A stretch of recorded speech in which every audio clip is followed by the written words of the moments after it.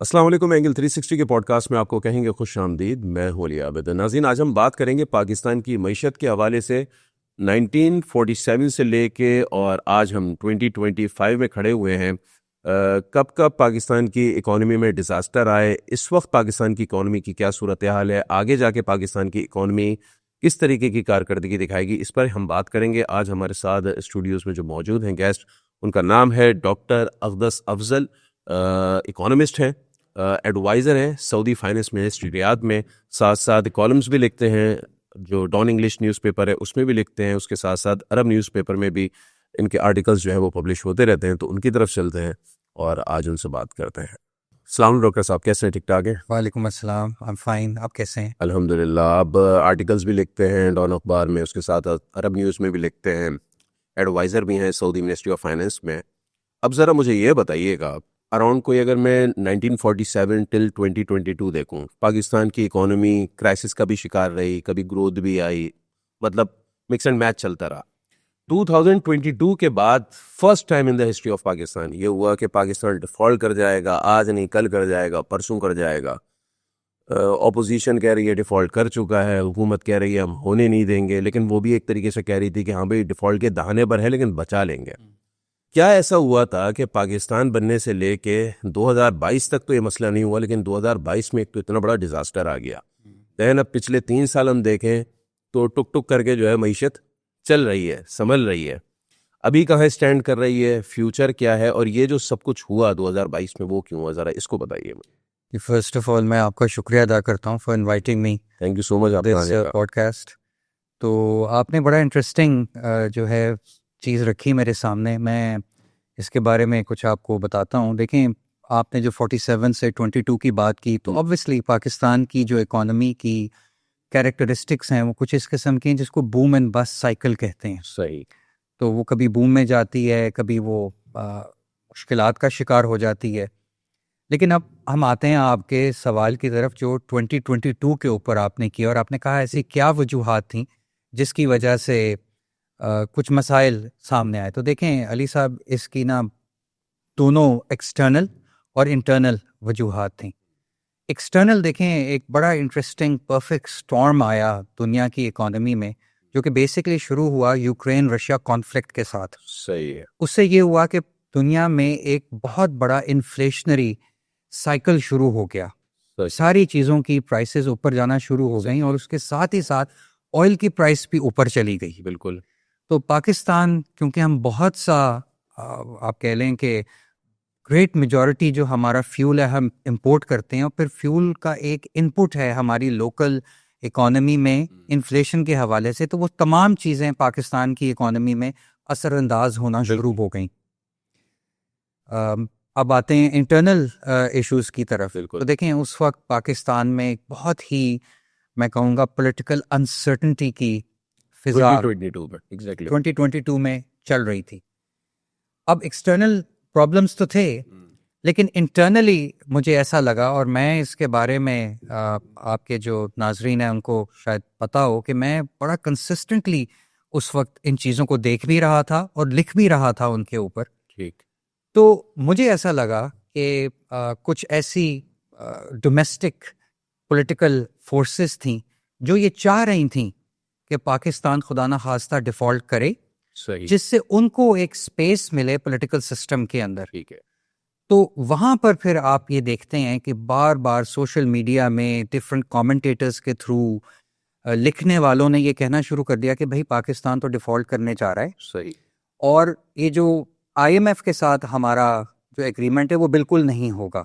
सही। तो मैंने कंसिस्टेंटली ये पोजीशन ली, पाकिस्तान के पॉलिसी मेकर्स को देखते हुए, उनकी कैपेबिलिटीज़ को देखते हुए मैंने ये कहा कि देखिए मुश्किलात हैं, लेकिन पाकिस्तान कभी डिफ़ॉल्ट नहीं करेगा। सही। और अल्हम्दुलिल्लाह वक्त ने ये बताया कि ना सिर्फ हमने डिफ़ॉल्ट नहीं किया, IMF के साथ हमने जो एग्रीमेंट था उसको साइन किया, उसके बाद फिर साइन किया, उसके बाद फिर साइन किया। सही। और आज आकर हमारी जो इकोनॉमी है वो स्टेबलाइज अल्हम्दुलिल्लाह हो चुकी हुई है। और सारे जो इशारे हैं वो आपको ये बताते हैं कि इन 3 सालों में हमने एक बहुत ही तवील सफ़र तय किया है। आवाम के लिए बड़ी मुश्किलात हुई है, ये भी है हकीकत। देखें आप तो पहले तो आपने मेरे से पूछा कि इकोनॉमी की सिचुएशन क्या है। अभी तो हमने अवाम की बात नहीं की। सही। तो अभी तो हम सिर्फ जो है ना वो इकोनॉमिक इंडिकेटर्स या जिनको माशी इशारिये कहा जाता है उर्दू में, उनकी बात कर रहे हैं। उसमें तो एक बहुत बड़ी इम्प्रूवमेंट आई है। सही है। मैं कुछ नंबर्स आपके सामने रखता हूँ। अगर आप देखें कि अभी जो ये हमारा फिस्कल ईयर एंड हुआ है, इसमें सबसे पहले मैं आपको बताता हूँ कि हमारे जो फॉरेन एक्सचेंज रिजर्व्स हैं, लेकिन 2022 में ये $3 बिलियन से भी कम रह गए थे। बिल्कुल। इस वक्त ये 15 बिलियन प्लस पे खड़े हुए हैं सही। इस वक्त। तो एक 5x उसके अंदर इम्प्रूवमेंट आई है। ठीक है। नंबर 2, अगर आप हमारी फिस्कल डेफिसिट को देखें, अभी जो साल एंड हुआ है उसमें हमारा fiscal deficit was 5.4% of GDP. बिल्कुल। ये 9 साल में बेहतरीन परफॉर्मेंस है। अगर प्राइमरी डेफिसिट की बात करें तो we were actually in a primary surplus of 2.1%। सही है। आपके नाजरीन के लिए मैं बता देता हूँ कि प्राइमरी सरप्लस का मतलब ये होता है कि इंटरेस्ट रेट की अदायगी से पहले आपका डेफिसिट है या सरप्लस। तो हमारा सरप्लस था अच्छा। बाय जो मैंने बताया ना 2.1% ऑफ जीडीपी। सही। और ये बहुत एक अच्छी चीज़ है, क्योंकि इससे होता क्या है कि over a period of time आपका जो डेट है उसको कम करने में मदद मिलती है। तो ये 9 साल में it was the best performance of the fiscal deficit. ठीक। अब आप आ जाएं कह लें करंट अकाउंट या जो एक्सटर्नल पोजीशन होती है उसकी तरफ आ जाएं। तो जनाब उसमें हमारा सरप्लस था। We were actually a current account surplus of $2.1 billion. तो सही। 14 साल में बेहतरीन परफॉर्मेंस थी। इन्फ्लेशन को देखते हैं 4.5% के ऊपर, उसने 3 साल पहले ये 40% के करीब थी, एग्जैक्टली। जो कि 8 साल में बेहतरीन परफॉर्मेंस है। आपकी जीडीपी ग्रोथ 3% के ऊपर थी, जो इतनी ज़्यादा नहीं है, लेकिन अगर इनको पिछले सालों से आप कंपेयर करें तो ये बहुत अच्छी परफॉर्मेंस है। तो कहने का मकसद ये है अली साहब कि 3 सालों के अंदर जहां आप एक डिफ़ॉल्ट के दहाने पे खड़े हुए थे, डेफिनेटली वो डेंजर तो था, बिल्कुल। वहां से लेके अब तक अच्छी इकोनॉमिक पॉलिसी मेकिंग की वजह से आपने अपनी इकोनॉमी को स्टेबलाइज कर दी है। सही। लेकिन ये जो स्टेबिलिटी है ये एक बहुत ही अनस्टेबल स्टेबिलिटी है। सही। इसका मतलब ये है कि अगर दुनिया में दोबारा कोई इकोनॉमिक शॉक आता है, जैसे कि यूक्रेन और रशिया के कॉन्फ्लिक्ट में आया, या प्राइस ऑफ ऑयल, और दूसरा बता दूं कि प्राइस ऑफ ऑयल भी हिस्टोरिक लो के ऊपर चल रही है इस वक्त। It's around hovering around $60। Brent crude की बात कर रहा हूँ। एग्जैक्टली 2013 में आई थिंक ये प्राइसेस थी, 13-14 में। आप बिल्कुल ठीक कह रहे हैं, Right. आप बिल्कुल ठीक कह रहे हैं। और जो एनर्जी इकोनॉमिस्ट हैं वो कह रहे हैं कि अगले 5 साल में they will be range bound, meaning कि ये इसी के अराउंड हवर करेंगी 60 to 70 की रेंज के अंदर। तो पाकिस्तान के लिए हमारी जो फिस्कल साइड है उसको इसको हजम करने में काफ़ी सही है। जो है ना आसानी रहेगी ठीक। इंशाल्लाह। तो सफ़र तो बहुत अच्छा तय हुआ है, सही है। लेकिन अब हम अनस्टेबल स्टेबिलिटी के साथ खड़े हुए हैं। सही है। अब आप कह रहे हैं स्टेबिलिटी के साथ खड़े हुए, चलिए ठीक है। जो भी इंडिकेटर्स आप मुझे बता रहे हैं, मैक्रो लेवल पे तो आवाम कहती है काबिल कबूल है। कॉमन मैन की एक ही बात है, वो कहता है कि माइक्रो लेवल पे कब इसके समरात आएंगे। बहुत अच्छा सवाल आपने किया है, क्योंकि जनरली जब भी मैं कहीं जाता हूँ लोग मेरे से सवाल करते हैं, तो ये जो लोगों का पर्सपेक्टिव है ना कि लोग इकोनॉमी से उनका क्या इम्पैक्ट होता है इकोनॉमी का, उस पर बात नहीं होती। हम सिर्फ इंडिकेटर्स पे बात करके घर चले जाते हैं। हालांकि इकोनॉमी तो बेहतर करने का मकसद ये है ना कि आम आदमी की ज़िंदगी में बेहतरी आए। तो उसमें मेरा ख्याल है कि बहुत से चैलेंजेस अभी हमारे सामने हैं। मैं कुछ रिसर्च का आपको हवाला देता हूँ। बिल्कुल दे। लेकिन 2 महीने पहले तकरीबन वर्ल्ड बैंक ने एक पॉवर्टी असेसमेंट की पाकिस्तान की इकोनॉमी पे, और उन्होंने ये दिखाया कि पिछले कई सालों में जो पॉवर्टी का ग्राफ है वो बदस्तूर नीचे आ रहा था, बदस्तूर नीचे आ रहा था। सही। और 2021-22 के बाद ना इसमें एक फिर से थोड़ा सा इजाफा होना शुरू हो गया है। अब उन्होंने उसकी कुछ वजूहात दी हैं कि पाकिस्तान में जिस किस्म की जॉब क्रिएशन हो रही है ना अली साहब, वो हाई वैल्यू जॉब्स नहीं है, वो बहुत ही टेम्पररी किस्म की जॉब्स हैं। और उसमें मसला ये होता है कि लोग जो ख़त गुर्बत है उससे ऊपर चले जाते हैं, लेकिन बहुत करीब रहते हैं उस ख़त गुर्बत से। सही। और थोड़ा सा कोई पर्सनल शॉक आता है उनकी ज़िंदगियों में, जैसे आप समझ लें कोई बीमारी या कोई एक्सीडेंट खुदा ना खास्ता, तो वो बड़ी जल्दी उस ख़त गुर्बत से नीचे गिर जाते हैं। एग्जैक्टली। तो वल्नरेबिलिटीज़ हैं लोगों के लिए बदस्तूर, और सिस्टम में इतनी, इकोनॉमिक सिस्टम में इतनी रेजिलियंस अभी क्रिएट नहीं हुई। तो हमें बेसिकली जब आगे का ये सफ़र जो तय करना है, उसमें हमें अपनी इकोनॉमी के अंदर रेजिलियंस क्रिएट करनी है। वो कैसे हो? अच्छा, अब आपका सवाल है कि रेजिलियंस कैसे होगी। देखें, 2-3 चीज़ें मैं आपको कहना चाहूँगा यहाँ पे। आई थिंक सबसे पहली चीज़ तो ये है, 2 चीज़ें मैं बताऊँगा कि आपके जो फॉरेन एक्सचेंज रिजर्व्स हैं उनको बढ़ाने की ज़रूरत है, कि जितना बफर आप क्रिएट करेंगे उतना आपके सिस्टम के अंदर रेजिलियंस होगी। बढ़ेगी। और जो इन्वेस्टर है बाहर बैठा हुआ, उसको ये नज़र आता है कि अगर मैंने अपने पैसे वहाँ से रिपैट्रिएट करने हैं तो गवर्नमेंट के पास इतने पैसे हैं कि मैं रिपैट्रिएट कर सकता हूँ, वो रोकेगी नहीं उसको, डॉलर्स को। तो ये कुछ स्टेट बैंक के लेवल पे आई थिंक थिंकिंग होने की ज़रूरत है कि जो हमारी इतनी ह्यूज रिमिटेंसेज आ रही हैं पाकिस्तान से, इसकी भी हमने बात नहीं की कि पिछले इसकी साल। बात तो करनी है एक्चुअली। अभी आपने जिस तरीके से फिजिकल डेफिसिट की बात की, जी, उसको ये भी तो कहा जाता है कि ये आपकी एक्सपोर्ट बेस्ड इस वक्त ग्रोथ नहीं है, ये तो रेमिटेंसेस की बुनियाद पर है ना, बिल्कुल। क्योंकि पिछले 3-4 सालों में कंजम्पशन ज्यादा वाइज से ग्रोथ लोग आ रही है। पाकिस्तान से बाहर गए जॉब्स की वजह से। अब वो रेमिटेंस भेजते हैं यहाँ पे, जाहिर सी बात है उनकी फैमिली यहाँ पर है, उनके बच्चे यहाँ पर है, बीवी माँ बाप में। इस बुनियाद पर रेमिटेंस तो आपके ऑल टाइम हाई जा रहे हैं, एग्जैक्टली। आपकी एक्सपोर्ट्स नहीं बढ़ रही हैं। अच्छा, और इसी वजह से नए पाकिस्तान में स्टार्टअप्स भी स्टार्ट नहीं हो रहे हैं। बहुत अच्छा पॉइंट है आपका। देखें, ये जो रेमिटेंसेस की आपने बात की ना, कि ये पाकिस्तान की जो इकोनॉमिक ग्रोथ होती है, हो रही है, ये बेसिकली कंजम्पशन लेड ग्रोथ है। इसको इन्वेस्टमेंट लेड ग्रोथ होना है। अब इनमें फ़र्क क्या होता है? देखें, ग्रोथ कंजम्पशन साइड से भी आ सकती है, इन्वेस्टमेंट साइड से भी आ सकती है, लेकिन जब ग्रोथ इन्वेस्टमेंट साइड से आती है ना, तो वहाँ पर नई इंडस्ट्रीज़ लगती हैं, वहाँ पर नई इन्वेस्टमेंट आती है, जॉब क्रिएशन होती है, और क्वालिटी जॉब्स की क्रिएशन होती है। यानी कि सिर्फ आप समझ लें कि दिहाड़ी मजदूर को जॉब नहीं मिलती, आपको अच्छी आप कह लें कि मैनेजर लेवल पे जॉब, मैनेजर लेवल के ऊपर जॉब्स मिलती हैं, जो सस्टेनेबल, उन लोगों के लिए सस्टेनेबल होती हैं जो थोड़ा सा खत गुर्बत से ऊपर चले गए, तो फिर वो ज़्यादा ऊपर जाते हैं। सही मिडिल क्लास से अपर मिडिल की एग्जैक्टली, मिडिल क्लास क्रिएशन होती है। ठीक। तो हमें बेसिकली अब ये देखना है कि ये जो हमारी कंजम्पशन लेड ग्रोथ आ रही है ना, जो रेमिटेंसेस जिसको फ्यूल कर रही है, हमने इसको कैसे टर्न अराउंड करके ना इन्वेस्टमेंट लेड ग्रोथ की तरफ जाना है। सही। तो एक तो ये बहुत बड़ा चैलेंज होगा हमारे पॉलिसी मेकर्स के लिए, उनको ऐसी पॉलिसीज, इन्वेस्टमेंट फ्रेंडली पॉलिसीज बनानी पड़ेंगी कि जो सेक्टर्स हैं उनको आइडेंटिफाई करना पड़ेगा, जैसे माइंस एंड मिनरल्स है, जैसे एग्रीकल्चर है, और आप आईटी का सेक्टर है। ये बहुत इंपॉर्टेंट सेक्टर्स हैं जिसके ऊपर फोकस करके इनमें इन्वेस्टमेंट लानी पड़ेगी। अब दूसरा सवाल जिसका थोड़ा सा आपने, जिसकी तरफ आपने इशारा किया, और मैं यहाँ से आपकी बात लेकर के चलता हूँ।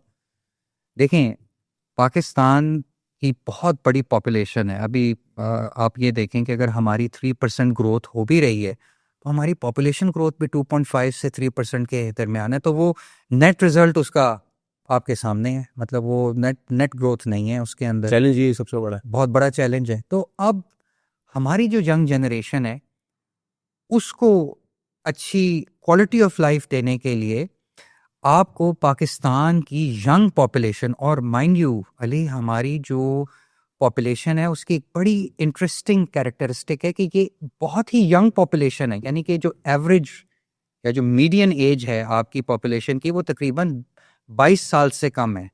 इसका मतलब ये है कि तकरीबन 13 करोड़ लोग 22 साल की एज से इस वक्त कम है।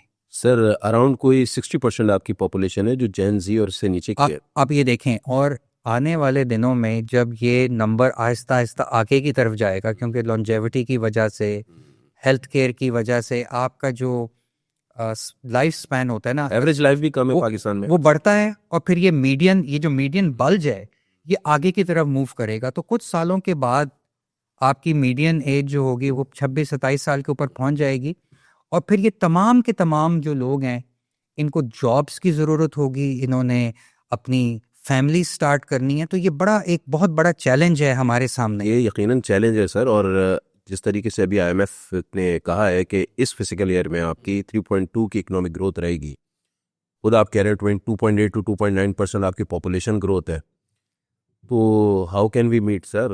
आगे तो चैलेंजेस 2.5 बहुत से ज़्यादा बड़े। 3% के दरमियान पॉपुलेशन ग्रोथ है और तकरीबन उतनी ही आप समझ लें कि इकोनॉमिक ग्रोथ है। तो मैं तो ये ग्रोथ कितनी हमें कम से कम ले जानी पड़ेगी अगर यही पॉपुलेशन रेशो रहा हमारा? देखें इस ठीक है, अगर यही पॉपुलेशन ग्रोथ रहता है और हमें नौकरियां क्रिएट करनी है, जॉब क्रिएशन करनी है, तो हमें 6, 7, 8% के ऊपर जाना पड़ेगा। जो वो भी एक्सपोर्ट बेस। एक्सपोर्ट, हमारे पास तो एक्सपोर्ट इंजन ही है ना मेनली फिलहाल। तो एक तो ये साइड है जो कि बहुत ही बड़ा चैलेंज नज़र आ रहा है इन द करंट एनवायरनमेंट, जिसमें टैरिफ्स लग रहे हैं दुनिया में, जिसमें एक जियो इकोनॉमिक फ्रैगमेंटेशन हो रही है।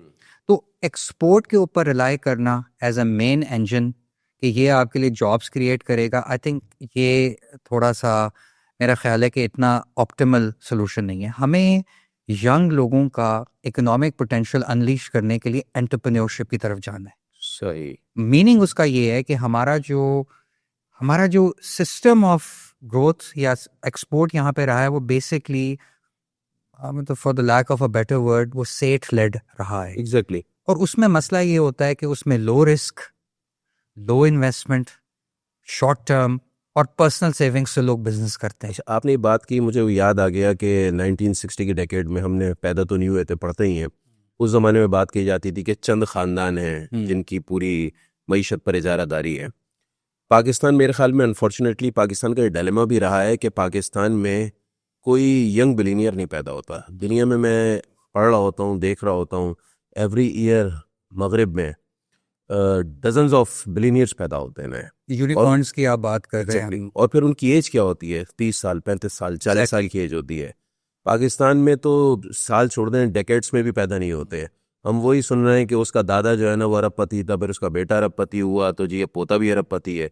ये क्या मसला है पाकिस्तान में? क्यों, मतलब यंग जनरेशन क्यों नहीं बिलियनियर मिलीनियर बन पाती? लेकिन ना हमारा जो बेसिक ओरिएंटेशन है यंग लोगों की और उनके पेरेंट्स की भी, वो कहते हैं भाई आप पढ़ लिख के ना अच्छी नौकरी तलाश करें, you are a job seeker, all of कोई अस आर स्टार्टअप जॉब नहीं देंगे। सीकर्स। तो ये जो माइंड सेट है ना इसको चेंज करना पड़ेगा। हमें जॉब सीकर तो नहीं, जॉब क्रिएटर बनना पड़ेगा। एग्जैक्टली।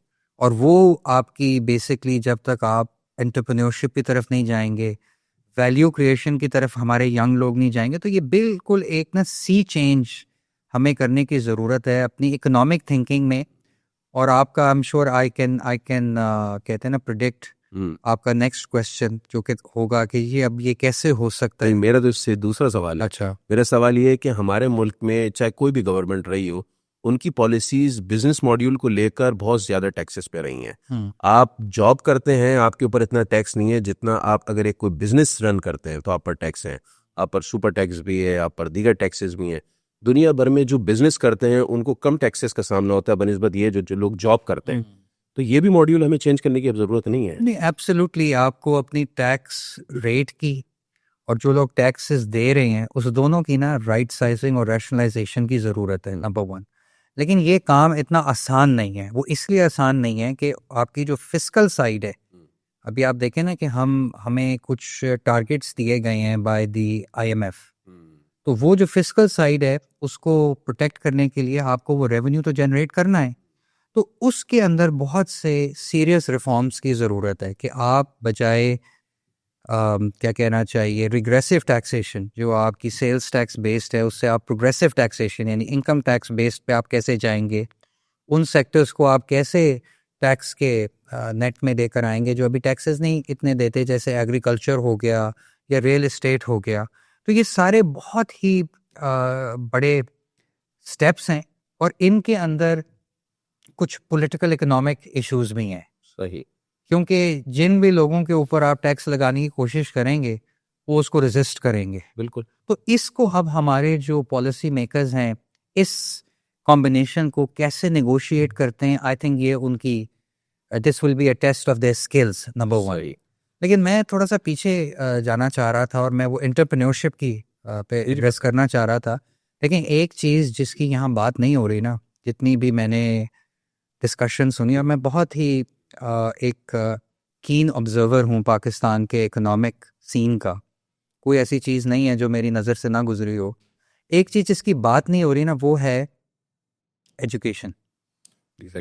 और let me explain to you कि उसकी क्या इनपुट है into the economic growth, the process of economic growth. अभी आप जब भी इकोनॉमी की बात करते हैं हमारी मुल्क में, आप बात करते हैं टैक्सेस की, आप बात करते हैं कॉस्ट ऑफ इनपुट्स की, आप बात करते हैं सब्सिडी की, so on and so fourth. आप जो है ना उसकी बात नहीं करें जो बेसिक इनपुट है in the economic growth process, और वो है 100%। ह्यूमन स्केल या ह्यूमन कैपिटल। अब आप ये देखें अली साहब कि मैंने recently I looked at some data और मैं बड़ा हैरान हुआ ये डेटा देख के। अगर आप देखें ना कि हमारा जो एवरेज वर्कर है उसकी जो एवरेज years ऑफ स्कूलिंग या नंबर ऑफ years, कितनी जमातें पढ़ा हुआ है, तो वो नंबर आता है तकरीबन 2 से 3 के दरमियान, 2 से 3 के दरमियान, यानी कि एवरेज वर्कर इज़ 2.5 years उसकी तालीम है। इसको आप कंपेयर करें हमारे एक बड़ी इकॉनमी हमसाया मुल्क इंडिया, वहाँ पे ये number is upwards of 9 years average. South Korea में ये नंबर 12 साल है। तो अब आप दुनिया में compete कर रहे हैं, आपकी जो कुछ आप बना रहे हैं ना, आप compete कर रहे हैं उन वर्कर्स से जिनकी इतनी ज़्यादा तालीम है। अब लोग ये सवाल पूछेंगे कि भाई तालीम का क्या ताल्लुक़ है उससे? तो तालीम का बहुत ही कलीदी ताल्लुक़ है विद व्हाट यू क्रिएट। यानी कि अगर आपका वर्कर पढ़ा लिखा नहीं है तो उसकी आप ट्रेनिंग नहीं कर सकते, वो मैनुअल्स नहीं पढ़ सकता, बिल्कुल। तो आप फिर जो लो वैल्यू एडेड पार्ट है ना स्पेक्ट्रम का, उसमें आप फंसे रहेंगे। आप बेड शीट्स, तौलिए बनाते रहेंगे, आप ब्रांड्स बनाने की तरफ नहीं जाएंगे जो हाई वैल्यू एडेड, ऑटोमेशन की तरफ नहीं जाएंगे, सबसे ऑटोमेशन की तरफ आप नहीं जाएंगे। तो आपको अगर अपनी हाई वैल्यू एडेड की तरफ जाना है, आपको अपना एक्सपोर्ट्स का जो जो टोटल वैल्यू है वो आपको बढ़ानी है, तो you will have to invest not just in education but high quality education. क्योंकि अभी भी जो आपके पढ़े लिखे लोग हैं, जब आप उनको कंपेयर करते हैं उनके मैथ और रीडिंग के scores with the rest of the world, तो आपको पता चलता है कि उनकी क्वालिटी ऑफ एजुकेशन इतनी अच्छी नहीं है। तो एक तो ये बहुत बड़ा कंपोनेंट है जिसमें हमें पूरी की पूरी एक एजुकेशन इमरजेंसी डिक्लेयर करने की ज़रूरत है। अभी तो हमने उसकी बात ही नहीं की जो बच्चे आउट ऑफ स्कूल हैं, यानी कि वो उनकी एज इतनी है कि उनको स्कूल में होना चाहिए और वो स्कूल ही नहीं जा रहे। वो 40% है। वो बहुत बड़ा नंबर है, वो एक क्राइसिस नंबर है। वो इतना बड़ा नंबर है कि अगर मैं पाकिस्तान का एजुकेशन मिनिस्टर होता तो शायद मुझे रात को नींद ना आती उसकी वजह से। तो ये जो आपकी एजुकेशन की इन्वेस्टमेंट है, ये बेसिकली आपके ह्यूमन कैपिटल की इन्वेस्टमेंट है। सही। और जब तक आपका ह्यूमन कैपिटल दुनिया में compete नहीं करेगा, आप इकोनॉमिकली भी दुनिया में लोगों से compete नहीं कर सकते। तो आई थिंक बजाय टॉप डाउन आने के हमें बॉटम अप जाने की ज़रूरत है। अच्छा, एजुकेशन के सेक्टर की आपने बात करी, ये 2008-9 तक की हम बात करें तो इतना बड़ा डिज़ास्टर नहीं था मेरे ख्याल में। जब से ये 18वीं तरमीम के बाद सूबाई मामला बना है एजुकेशन, उसके बाद हमने देखा है कि ये एजुकेशन सेक्टर बहुत ज़्यादा ख़राब, इसका मामला ख़राब हुआ है। और जैसे कि इस वक्त अगर हम सिंध की बात करें तो यहाँ पे मोर देन 50% बच्चे स्कूल से नहीं जाते। पंजाब में अराउंड कोई 24-25% का रेशो है। KPK में भी अच्छा खासा ख़राब रेशो है। बलूचिस्तान में तो खैर बहुत ही बुरे हालात हैं। तो इसको फेडरल इशू नहीं बनाना चाहिए, फेडरल को अपने मामला में इसको शामिल नहीं कर लेना चाहिए एजुकेशन के मामला। लेकिन जो बात आपने कही है ये इसमें बहुत वज़न है, लेकिन साथ ही साथ पाकिस्तान की कुछ पॉलिटिकल ग्राउंड रियलिटीज़ हैं, जिसमें सबसे बड़ी बात यह है कि वी आर अ फेडरेशन। तो जो बात आपने कही है मैं उससे एग्री करता हूँ, लेकिन उसको पाकिस्तान की जो, जैसे मैंने कहा ना कि पॉलिटिकल ग्राउंड रियलिटीज़ हैं, उसके अंदर आपको नेगोशिएट करना पड़ेगा। सही है। यानी कि मेरी ये ख्वाहिश होना कि ये एक फेडरल सब्जेक्ट बन जाए, वो तो एक तरफ है, लेकिन अब क्या ये हो सकता है इन द प्रेजेंट डिस्पेंसेशन, ये एक और क्वेश्चन है। तो मेरा ख्याल है कि कहीं ऐसा ना हो कि हम वो करते इसको फेडरल की तरफ खींचते कोई और मसाइल खड़े कर दें। तो आई थिंक ये भी एक बहुत बड़ा चीज़ है जिसकी तरफ मैं पॉइंट करना चाहूँगा। ठीक। अच्छा, अब जैसे आप बात कर रहे थे इस वक्त ह्यूमन रिसोर्स की, एक और बहुत बड़ा मसला है जो मैं खुद देखता हूँ। इस वक्त हम कराची में बैठे हुए हैं। कराची को हम मिनी पाकिस्तान भी कहते हैं। हम ये भी कहते हैं कि भाई हर शहर का, हर सूबे का, हर इलाके का बंदा शहर में आके मिल जाता है। ठीक है, ये एक अच्छी चीज़ भी है शहर की। अगर एक मसला भी बताया जाता है तो ये सबसे पॉजिटिव चीज़ भी है शहर की। लेकिन हम पिछले 78 ईयर्स में एक दूसरा कराची नहीं बना पाए। गवादर हम सुने जा रहे हैं बनेगा बनेगा बनेगा, ना हमारा इंडस्ट्रियलिस्ट वहाँ जाता है, ना हमारा पढ़ा लिखा तबका वहाँ पे जाता है, कोई स्टार्टअप्स नहीं स्टार्ट हो रहे हैं गवादर में। पोर्ट बन गई है उसकी, एयरपोर्ट भी वहाँ पे बन गया है, दुनिया की सबसे गहरी सी पोर्ट वहाँ पर है, फ्यूचर उसका ब्राइट बताया जा रहा है। लेकिन कराची जैसा कोई दूसरा शहर क्यों नहीं बन पाया अभी तक? ये क्या हमारे जो पॉलिसी मेकर्स थे उन्होंने ये सोच लिया था कि नहीं भाई कराची मौजूद है, बस एक शहर अल्हम्दुलिल्लाह है, आप इसी को देखें? नहीं, देखें, कराची की एक तो तारीख है ना कि जब पाकिस्तान बना तो this was the first capital, hmm. और एकदम से Karachi used to be a very sleepy neat and clean city. मुझे याद है कि मैंने कहीं पढ़ा था किताब में कि जब वर्ल्ड वॉर टू के अंदर अमेरिकन सोल्जर्स यहाँ पोस्ट हुए कराची में, तो उन्होंने उनको एक बुकलेट दिया जिसमें लिखा हुआ था कि Karachi is the cleanest city in India, सही। Cleanest city in India at the सही। टाइम। तो ऑब्वियसली उसमें जो वेव दर वेव दर वेव लोगों का आया है उसने बिल्कुल ओवरवेलम कर दिया है कराची की जो म्यूनिसिपल सर्विसेज या म्यूनिसिपल फ्रेमवर्क है। तो एक तो ये एक बहुत बड़ा इशू है ये तो कराची का। कराची का इशू है। मैं तो कह रहा हूँ कराची जैसा भी तो एक शहर बनाना चाहिए था ना। इकोनॉमिक ग्रोथ अगर आपको 8%, 9%, 10% पे ले जानी है तो सिर्फ एक शहर से तो नहीं लेके जाएंगे ना, आप इस जैसा एक और शहर बनाएं। देखें, आई एम श्योर कि इसके अंदर माजी में कोशिशें की गई हैं, जैसे स्पेशल इकोनॉमिक जोन्स बनाए गए हैं। फैसलाबाद को कुछ लोग कहते थे कि वो वहाँ पे बहुत इंडस्ट्री लग रही है, लेकिन ऑब्वियसली इसका ताल्लुक तो आपकी इकोनॉमिक ग्रोथ से है ना। अगर आपकी इकोनॉमिक ग्रोथ कंट्री में होगी तो फिर इंडस्ट्री लगेगी। तो अभी तो जो हमारे बहुत ही लो नंबर्स हैं इकोनॉमिक ग्रोथ के, तो उसमें तो लगता है कि शायद एक और कराची बनाने का जो प्लान है वो फिल वक्त वो अभी नहीं। फिल वक्त नहीं हो सकेगा। सही। तो इसका इकोनॉमिक ग्रोथ से ताल्लुक है। चलें लास्ट। लेकिन एक चीज़ है हाँ। बड़ी इंटरेस्टिंग, कराची में बहुत सी इंडस्ट्री लगी हुई है और यहाँ पोर्ट भी है, लेकिन पाकिस्तान का जो पॉपुलेशन सेंटर्स हैं वो अप नॉर्थ हैं, पंजाब के अंदर। तो यहाँ से इतना माल यहाँ से लेकर के जाना, उसकी जो कॉस्ट है फ्रेट की, वो भी एक बड़ा इंटरेस्टिंग एंगल है जिसको देखने की ज़रूरत है, I think, in the years to come. चले अब एंडिंग की तरफ चलते हैं, लास्ट क्वेश्चन। और हर कोई यकीनी बात है आपसे ये सुनना चाहता होगा कि ये जो अभी माशी मुश्किलात के साए हैं, लोगों को जॉब्स नहीं मिल रही, बड़ा मुश्किल हो गया है, बिजनेसेस रन करना ज़रा मुश्किल हुआ हुआ है। वो के इंडिकेटर्स अच्छे हैं लेकिन वही वाली बात है, मैक्रो लेवल पे माइक्रो लेवल पे नहीं आ पा रहा वो मामला। तो आप बीइंग इकोनॉमिस्ट क्या बताएंगे, मतलब कब तक अगर यही पॉलिसीज चलती रहीं, इन्हीं को कंटिन्यू किया गया, तो कब तक खुशहाली आ जाएगी भाई, लोगों को जॉब्स मिल जाएंगी, ज़रा थोड़ा बेहतर मामला होगा? देखें, अभी जो हमारी इकोनॉमिक पॉलिसीज हैं ना, they are policies for economic stabilisation. सही है। These are not policies for economic growth. ठीक। इन दो चीज़ों में बहुत फ़र्क है। सही है, स्टेबलाइजेशन के लिए आपने not for- स्टेबलाइज कर दिया है, लेकिन अब यहाँ से अगर ऊपर जाना है तो आपको बहुत से revolutionary, out of the box, innovative steps लेने पड़ेंगे। ठीक। जैसे कुछ हमने तो बात भी की आपस में, उसमें है कि आपको अपनी जो रेगुलेटरी रजीम्स हैं, टैक्स के हवाले से, या अगर किसी ने कोई बिजनेस खोलना है उसके हवाले से, ईज़ ऑफ डूइंग बिजनेस कितनी। मैं आपको एक एग्जांपल देता हूँ, आप बहुत हैरान होंगे। अभी रिसेंटली मेरे याद में था तो मैंने एक कार परचेज की। तो मैं आपकी तरह एक साहब के साथ कैफ़े में बैठा हुआ था, ठीक।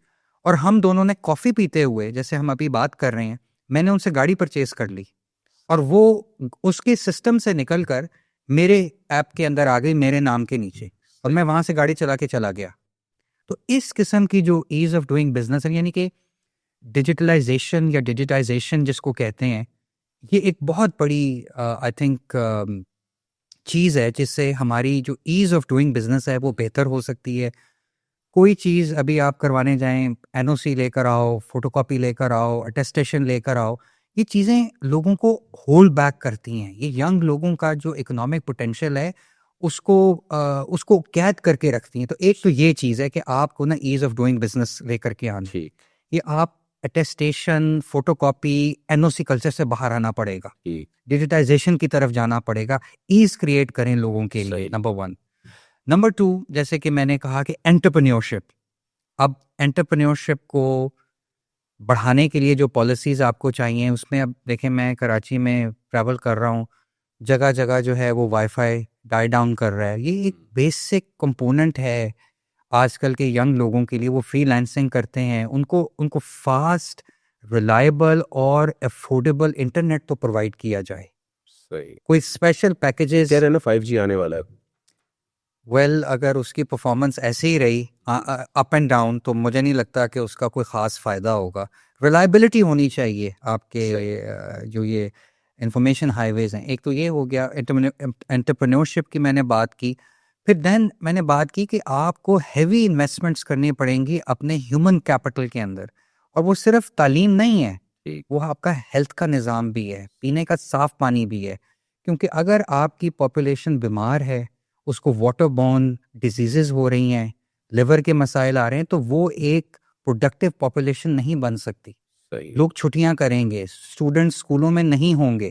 तो इसकी तरफ फोकस करें। और फाइनली मैं ये समझता हूँ कि what we need is an industrial and innovation policy. यानी कि हमें आइडेंटिफाई करना पड़ेगा साहब कि कौन से वो सेक्टर्स हैं जिसमें पाकिस्तान टेक ऑफ कर सकता है। आईटी है, माइंस एंड मिनरल्स हैं, टूरिज्म है, स्पोर्ट्स है, क्या है। और फिर हमें उनके साथ चलना पड़ेगा, थोड़ा अरसा उनको वॉच करना पड़ेगा। बट हमारे पास एक स्ट्रेटेजिक विजन तो होना चाहिए सही कि हमने जाना कहाँ है। मुझे अभी ऐसा लगता है कि हमने स्टेबलाइजेशन अचीव कर ली है, but we don't have a strategic vision कि भाई हमने जाना किधर है। सही 5 साल के बाद पाकिस्तान की इकोनॉमी कैसी दिखेगी, लोग कैसे चल रहे होंगे, वो कैसे कपड़े पहन रहे होंगे। तो वहाँ से जो है ना, we need to reverse engineer. खुदारा मैं ये समझता हूँ कि ये वक्त आ गया है कि जो स्टेबलाइजेशन आई है उसको हम आगे लेके चलें, इंशाल्लाह। बफर्स क्रिएट करें, अच्छी पॉलिसीज़ बनाएं और यंग लोगों पे फोकस करें। सही क्योंकि अगर कोई ग्रोथ लेके यहाँ आ सकता है वो तो यंग लोग हैं पाकिस्तान के। Thank you so much doctor साहब आपका आने का। नाज़रीन, पॉडकास्ट देखने का शुक्रिया। अगर कुछ कहना चाहते हैं तो कमेंट सेक्शन हाजिर है, कमेंट करके लाजमी बताइएगा। यूट्यूब पे वॉच कर रहे हैं तो हमारे चैनल को लाजमी सब्सक्राइब कीजिएगा। फेसबुक, इंस्टा और टिकटॉक पर अगर वॉच कर रहे हैं तो हमारे पेजेस को लाइक कीजिएगा। मुझे दीजिए इजाज़त। अस्सलाम वालेकुम।